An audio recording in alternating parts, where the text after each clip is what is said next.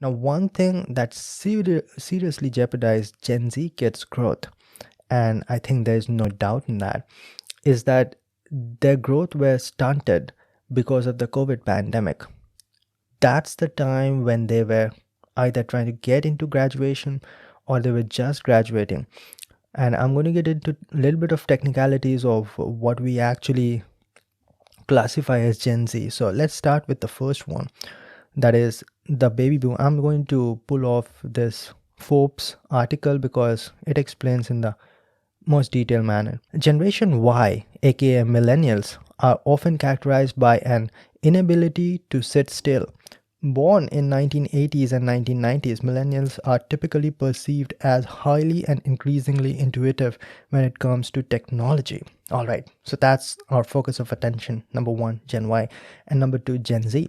When you think of Generation Z, you probably picture a group of high school freshmen, but in reality, with older millennials in their 30s and the oldest in Gen Z are now graduating college and entering workforce, often characterized by their smartphones and social media.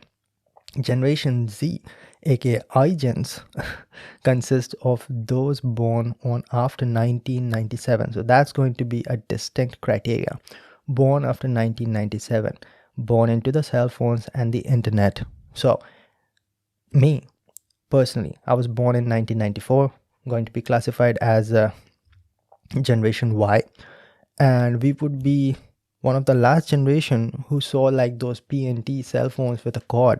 Uh, yeah, not cell phone, telephones with cord, and the last generation who would maybe have experienced the posts and the letters. But post 1997, it's a different world. It's also a world with very fewer wars. I think the last warfront struggle that India witnessed was with Pakistan. That was a huge one. I'm talking about the 1999 Kargil wars. So Generation Z would also be a generation which did not see those massive wars growing up. Although a lot of you guys would definitely argue that the Russia-Ukraine war is one of the biggest wars since the World War II. We are really seeing a civilian society structure and buildings and buildings where people have lived for over 100 years getting destroyed by real weapons of mass destruction, by missiles. So it's definitely one of the biggest that the entire world has seen. My point over here is that Gen Z has the benefit of just growing up with the internet, so they do really understand that technology a little bit better than Gen Y. Don't we always say that the next generation is smarter? Didn't your parents, while you were growing up, said that, well, I first held a cell phone when I was 40 years old, and look at you, 8 years old, you already know how to do it. And same goes, like you can say that, oh, 6 years old, I was playing with those GI Joe toys and reading some local comics, while you are already reading, let us say, DC Comics or Marvel Comics, which is an international brand, right? In the last episode with Anshuman, at the end of it, we did talk about some of the Indian comics, right? I think the brand name is Raj Comics, I guess. I referred to that episode. And we, growing up, read these Tiranga, Doga, and Nagraj and these comics, right?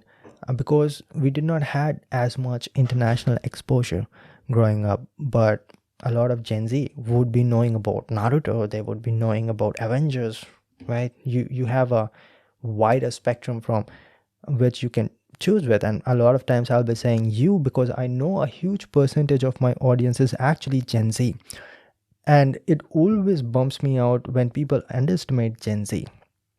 And also something that people never talk about is that Gen Z kids were deprived of a lot of things. They did get the advantage of the internet, but also it was taken away. Nobody did, but it just happened by the inherent nature of the COVID pandemic that their most primal years were jeopardized because of the pandemics and because of the lockdowns.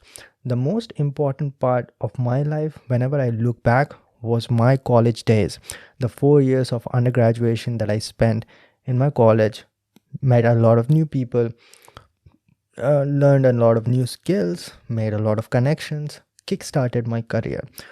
But that was taken away from Gen Z, and there's no denying that a lot of them had to stay for 2 years at their home, and they don't really have a lot of options now. Neither did we, until and unless, at least for the Indians, that I can say, till the age of 22, we are highly dependent on our parents.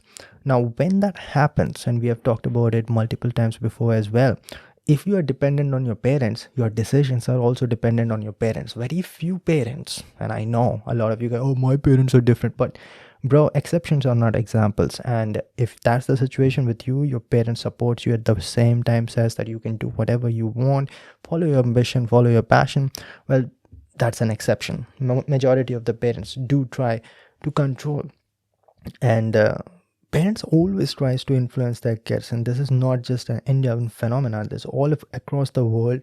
You will be saying the least where you can see this, a country where you will see the parents trying to influence their kids the least and supports the kid the most, are the Americans. But also in America, you will be seeing parents kind of, yeah, this girl is good for dating, that boy is not good for dating, this career is better, going to college is better. Everybody tries to influence their kids. But the only situation where Americans have a head start is that beyond the age of 18, a lot of times, even before that, kids start to have their own earning. And earning and decisions have strong relations. When you have your own earnings, you have the strength to make your own decisions. And that culture is seeping into the India very rapidly. I can see that happening. I get so many applications from young kids over the mail that I can do your video editing, I can do your captions, I can do this, I can do graphic designing, I learned this skill, I've been working with XYZ YouTubers, I've been doing it already.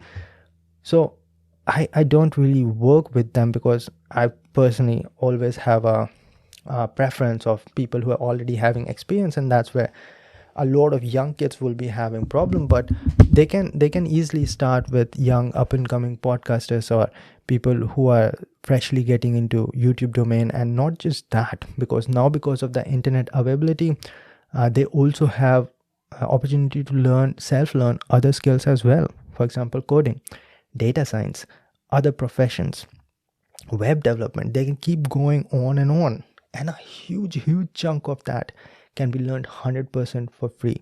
It's only when you want to upgrade, maybe you'll have to do some payment. But now looking at ChatGPT, because that's like newer generation, I do not know what you will call that, but imagine a generation that will be growing up with ChatGPT. Whatever they want to learn, they have an assistant which is way smarter than any assistant that any of the billionaire CEOs ever had. And you can shape your career. So you will have to name that generation as well, a generation which was born in, I would say, after 2010. Is what does Generation Z, hold on, let me just check it. iGens consists of born after 1997, but when does it end? Because there has to be a discrimination between Gen Z and the generation after it. So I just created it on my own. We're just going to call it Gen A. And everybody born after 2010, they will be different because now they are 13 years old. They are getting into teenage, and they are being introduced to ChatGPT. They are being introduced to free artificial intelligence. And artificial intelligence is always going to remain free, just like Google has always remained free, because most of their work is not related to you paying them, or most of their income is not from you paying them, but mostly from you paying them with the information, which is going to help improve the AI itself. So that's going to be another fascinating generation.